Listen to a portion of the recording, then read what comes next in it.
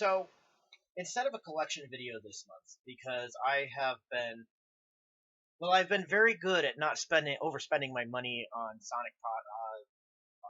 collectibles this month. In fact, I don't really have anything to show. So I wanted to talk about the connection that I have with this franchise, and it has to do a great deal with why I still play the games, why I collect as much as I do, why I go out of my way, why I spend money that I could probably be better used in some people's opinions toward other things, why I surround myself with so much uh, memorabilia from the franchise. I mean, there is stuff that is over here that you don't even see in this shot of my collection. There's stuff below me, there's stuff above me. I mean, there's just a lot. And in fact, I need to update my the overall picture of my collection that sits over here on this wall. Um, and really to understand why I have such a connection with the Sonic franchise, you really have to understand my history a little bit to get a clear view. And I will tell you, I am 41. I just turned 41 earlier this year, and I've been around for the entire time the franchise has been around. I was 11 years old when Sega introduced the character in the first game in 1991. And I played the game over at a friend's house. In fact, that was my first connection or first exposure to the franchise. Excuse me. Way back in the day. So the question is, well, you were 11 years old back then. You're 41 now, 30 years later. Did you not grow out of it, or what's going on here? Why at 41 are you still such a fan? Well, again, it's that history. It's that very deep and, I will admit, rather dark history that I have had over the past, well, 41 years, but especially during the 30 years that I've been exposed to the franchise. And so in order to understand this, I got to tell you a bit of a story here, and this story is going to go right through the end of the video. So just bear with me. So I was born in 1980, and what a lot of people don't realize, probably a lot of people wouldn't peg me for, um, is I was born into a cult. And you heard that right. An actual psychologically defined as. I'm talking about, you can go to textbooks and compare what textbooks say about cults and what they are and how they behave, and the group that I grew up in and was born into. I was, in fact, part of a cult. And I was a part of that cult until I turned 28. Now, in that cult, they have progressively uh, caused people to veer away from the entertainment that comes out of Hollywood and the gaming industry. Basically, they don't want you to be entertained by anything uh, that they haven't produced for you to be entertained by. And it's all religious based, of course. It's all cult based. It's all the beliefs that they want you to believe. Well, it's only gotten worse in the last, I'd say, 10 years, but at the time it wasn't quite as bad. I mean, they would announce from at one time back in the 70s and early 80s specific pieces of entertainment that you were not to be entertained by, and that could uh, at the very least get you um, barred from having any further privileges within within each of their excuse me, chapters, if you will. At the time, the one I specifically remember, it's not a Sonic item, but or property, but it was Star Trek II: The Wrath of Khan. They at one time had that as one of the movies that was specifically listed and mentioned by name that you were not to watch if you wanted to hold privileges within each chapter of the group. Well, they kind of moved from that to doing R ratings. It was R ratings, and then they moved that to, oh, it's a matter of conscience. But at the time, there was still an opportunity for certain things to slip through. Now, my mother was a little overprotective and a little overzealous in making sure and monitoring what I watched and what I was exposed to as far as the entertainment that didn't come from the group. Uh, however, however, another person, oddly enough, also in the group, way back in the day, back in the late '80s, convinced my mother to buy me a Nintendo because she thought playing those games, or at least some of the games that my mother would, of course, approve of first, would help with my hand-eye coordination. And to that babysitter's credit, it actually did. It actually did it very well because I was quite the clumsy little kid at the time. By the time that the Sega came out, we had moved to New York, and I had made a friend within the local chapter of the religion I was in. And by the way, in case you're wondering what this cult that I was in, you know what? It's part of my history. I don't mind stating it. It was, in fact, the Jehovah's Witnesses. That's how I grew up. That was my life for many many years. Um, but in 1991, a friend I had made in the local congregation had his mother had purchased him a Sega Genesis, and I actually did go over and play Sonic with him.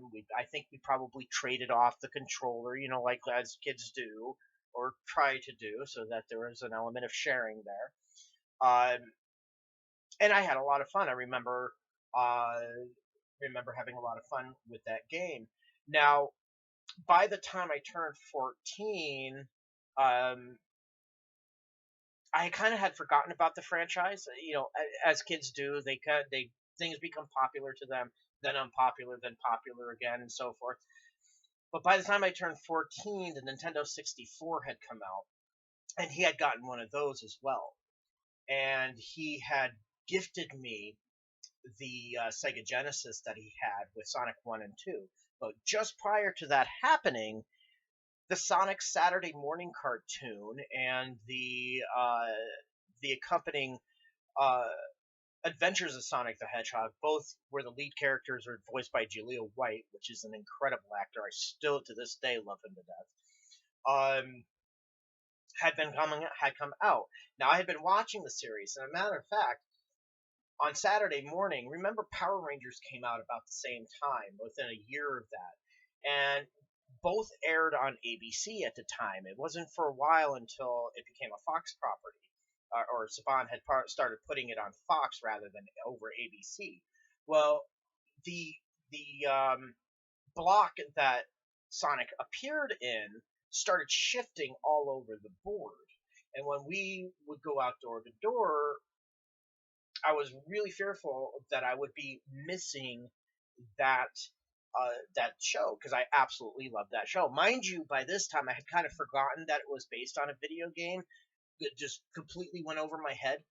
Um, and so this is like the only show that I ever successfully convinced my mother to allow me to videotape the entire Saturday morning block and then rewatch it later because I had a TV with one of those TV VCR combos that I had been able to purchase, and that's a story in itself. But I had one of those, and I would take the videotape and I would fast forward to the next episode.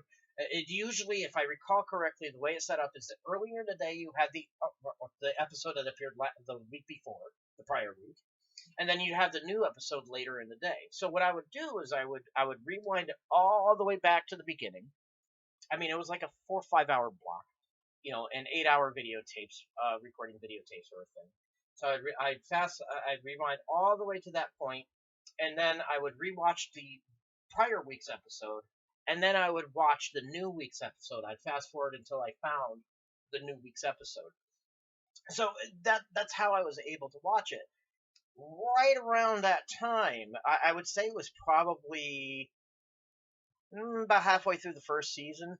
That friend that I had played the game with on his Sega Genesis ended up gifting me that Sega Genesis. Sonic 1 and 2 are on it. I didn't get Sonic and Knuckles at the time, Sonic 3 and Knuckles.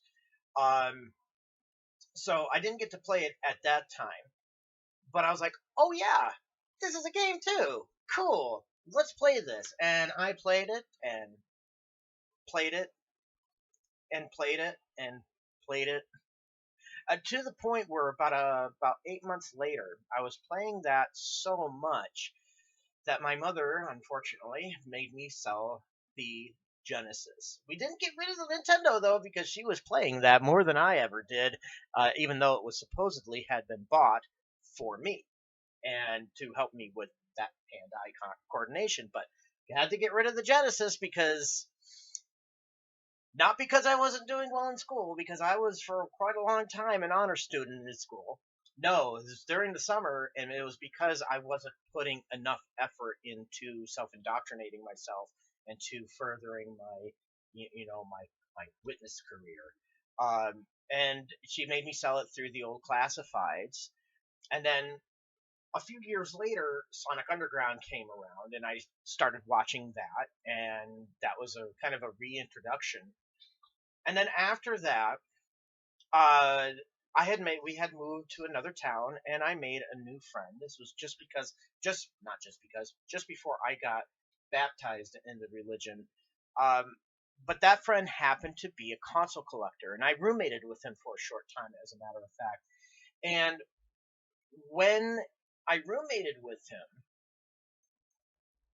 he had a Sega Dreamcast. Now, I had no idea any games beyond the core three, the original three, had come out at all. Had no clue. So I was like, hey, dude, I used to play the old games on the Sega Genesis. I had one. Do you mind? I know that you're kind of protective of your stuff, but I would really, really love to play this game. It was Sonic Adventure, of course. And I was like, man, this is. He's like, yeah, go for it. Which is not an answer I was expecting, but he was very happy to let me play those games. And so he did not have Adventure 2. I don't think it was quite out by that time. But he let me play that, and I played it, and I got obsessed with it again, just like I did the old games. And I beat it, and I actually ended up beating it twice while he still had it. So a few years later, as we're playing all of these games, because I of course played more than just Sonic, played whatever it was he had, because there's a lot of video games that looked pretty cool at the time. But it was always the Sonic games that I would look out for. The Nintendo GameCube came out, and we both wanted it like in the worst way. We were not necessarily PlayStation people. But we were definitely Nintendo people back at the time, because that was mostly what was available. I think by that time Sega had stopped making consoles. As a matter of fact, I think Sammy Corporation had merged with Sega by that time. I'm not sure of that though. I'm not. I'd have to do a little research on that. But they had definitely stopped making consoles. So I ended up saying, "Hey, you know what? Let's combine our efforts. Let's buy the system together. That way, we're not overspending on either of our budgets." Now, I was living in an apartment by that time. It was my first apartment, and what we did was we borrowed it from each other. So one week I'd have it, the next week he'd have it, and so on and so forth. He'd buy games for it, I'd buy games for it. So as I came across them, I would buy things. I noticed that Sonic Adventure had been released onto the GameCube as Sonic DX, apparently what is called porting. I'm sure you knew that, so I'm not sure why I had to say it. And then I discovered Sonic Adventure 2, and then Shadow the Hedgehog. And I bought all these games and kept them in my own video game collection. Now we didn't give over our video game collection. We had our own, so that we had something to play when we had it. I think the only thing we ever borrowed from each other was like Star Fox or something. I don't remember now. It was just like we're talking years ago. You're almost talking almost 2 decades ago now. actually over just about 2 decades ago, as the year as we are in 2022 as of this recording. Or I'm sorry, 2022. I'm getting ahead of myself. I wish it was 2022. 2021. So we were doing that, and then in 2004, the unthinkable happened. I happened to have the GameCube with me at the time, um, and no, it didn't get stolen or damaged or anything like that. And I apologize in advance if I get really emotional, um, because it's still hard to talk about, because it was such a disaster event in my life. But there was a week in July where he and I would go up to a mall. We would go up to a mall on a pretty much weekly or bi-weekly basis after going door to door, just to like have a meal or something. And one Saturday, he got on this really, really strange topic of conversation. I never really understood it until years and years later. But he started talking about death and, excuse me, what would be the most peaceful way to die. And I was like, why are you? I couldn't understand why he was talking about such a thing. It didn't dawn on me at the time because witnesses they don't really validate suicidal thoughts, or thought processes like that. They usually they usually stack it up as, um, oh, you're just not doing enough, and you're not, you're not doing enough for us, is basically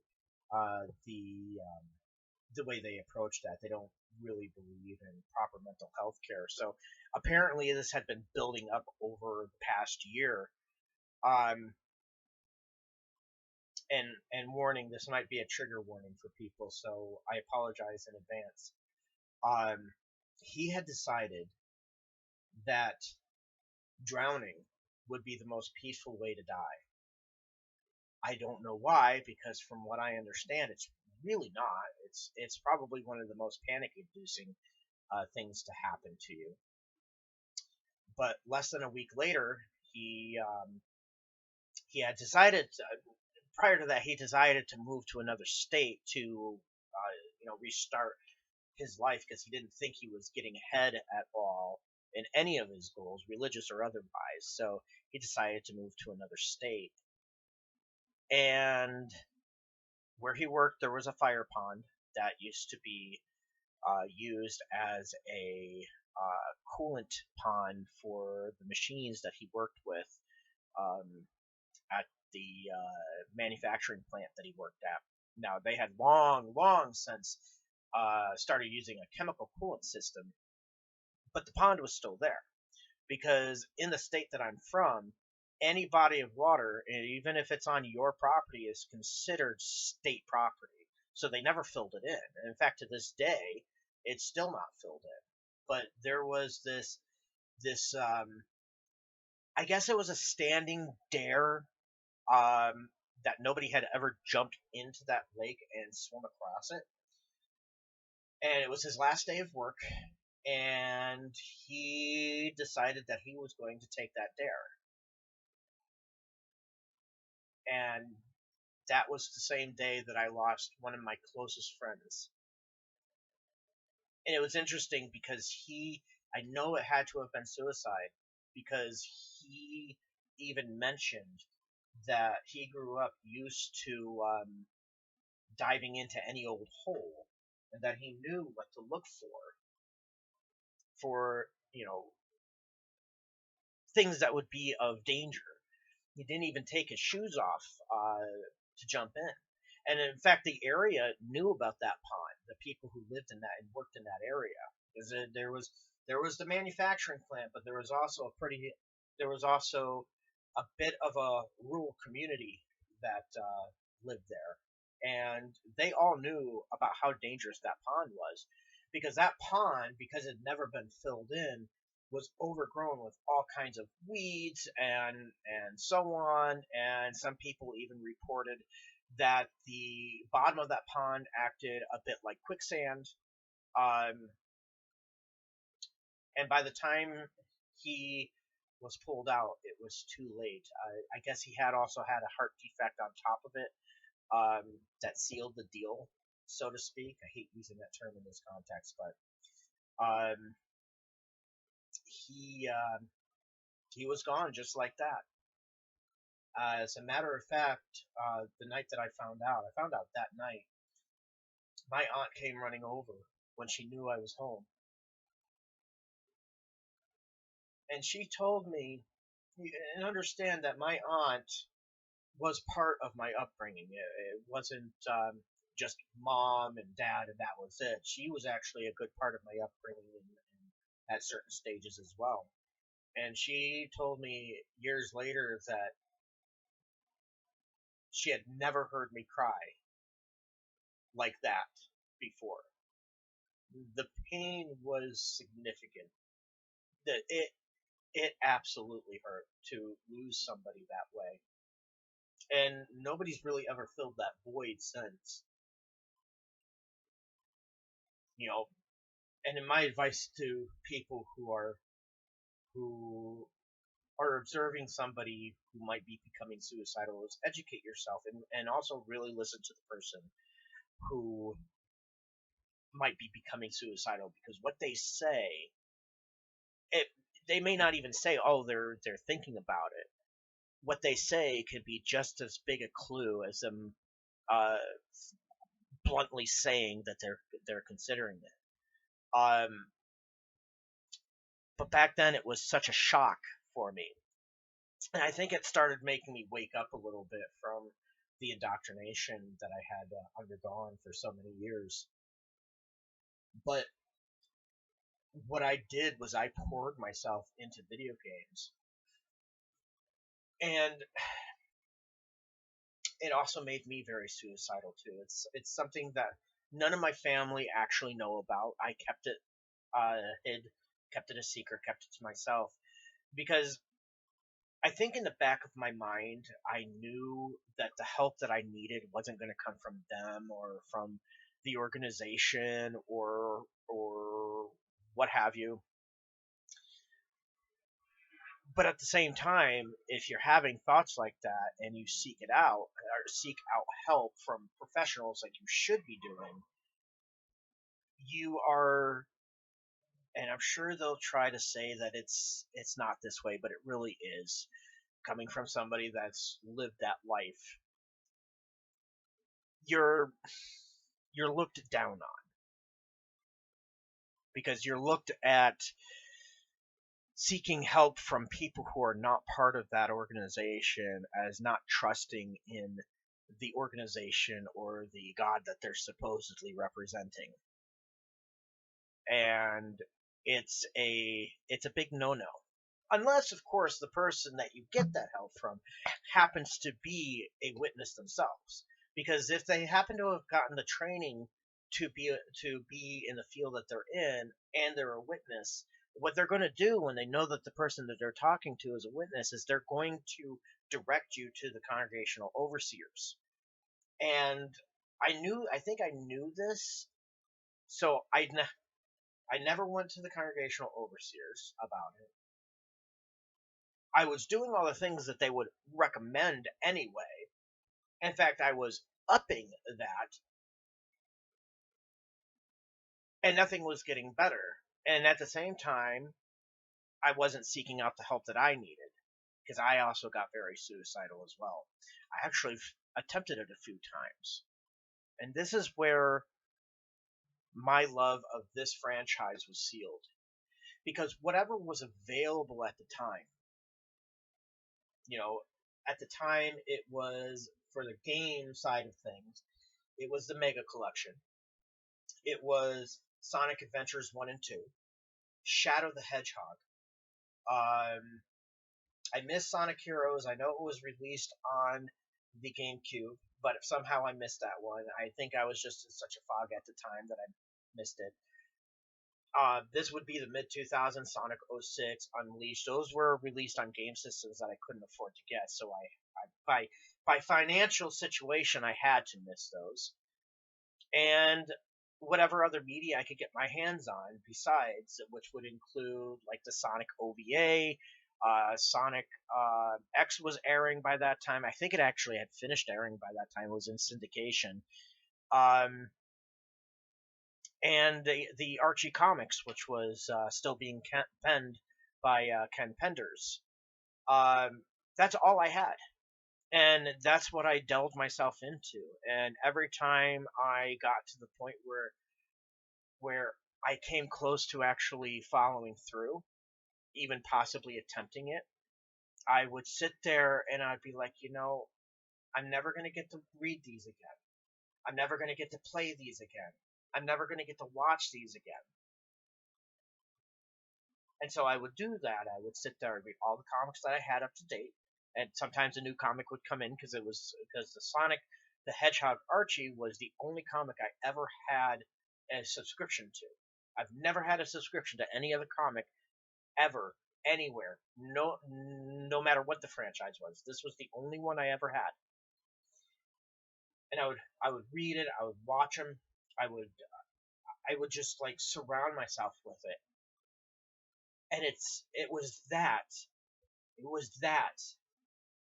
pulled me out of the depressive, not wanting to live anymore mindset that I was developing as I was getting closer to potentially following through. And I'd be like, this is not worth it. Because the way they wrote Sonic material at the time was a very uplifting thing. You can do this. You can be better than this. Bad things are going to happen. You can rise above them. You can show forgiveness. You can be forgiven. You can, all of these different life lessons that were told in these, in my opinion, very gripping stories, is really what saved my life and kept me alive until I was actually able to escape that group permanently. And I'm very thankful for it. And that's why I collect now. That's why even at 41, that I'm buying so much stuff to add into my collection and to surround myself with something that's been so important in my life. And this is something that I will collect, watch new media, and so on and so forth until I'm a little old 90-year-old man, walking with a cane or walking with a uh, walker or in a wheelchair, or whatever my future holds.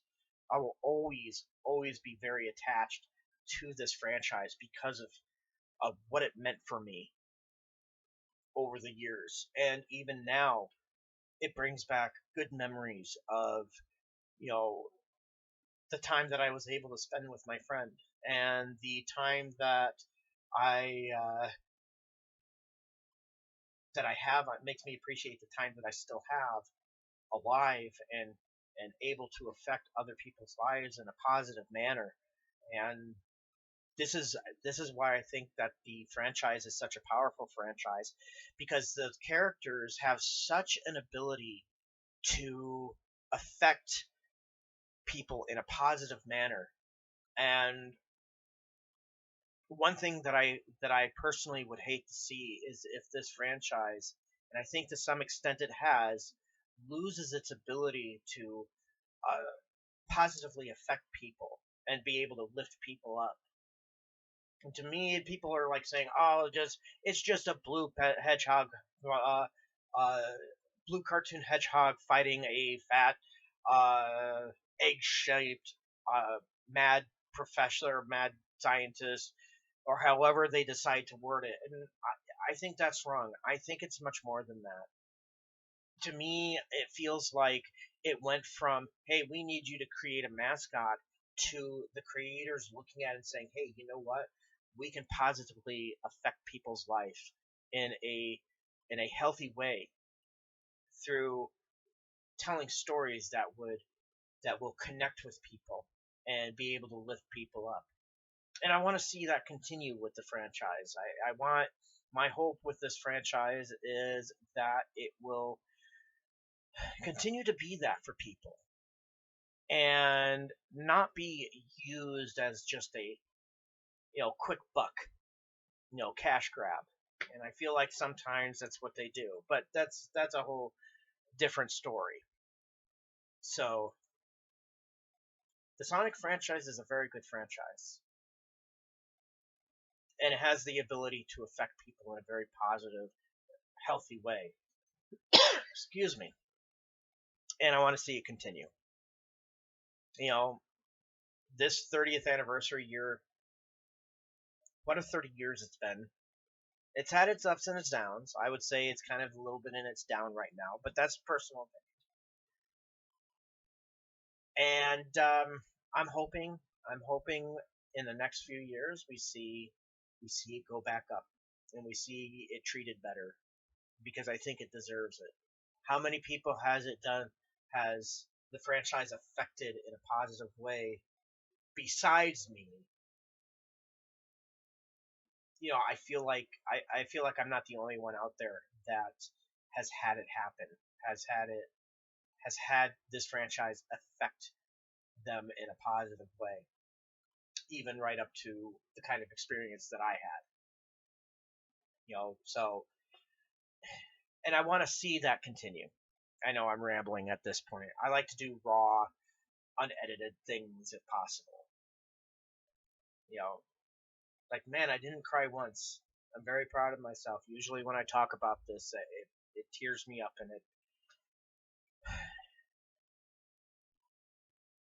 but maybe it's because I'm recording and I'm a little bit.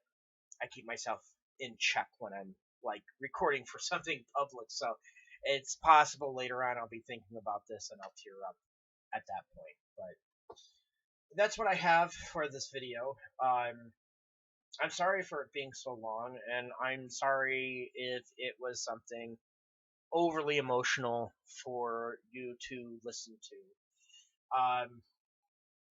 We'll see you soon in another collection video, and I hope that my story has, as depressing as it is, I hope the outcome of my story has at least lifted you up a bit and inspired you, because that's why I tell it. It's because I want it to inspire other people. I guess have a fantastic night, and we'll see you all soon. Thank you for listening.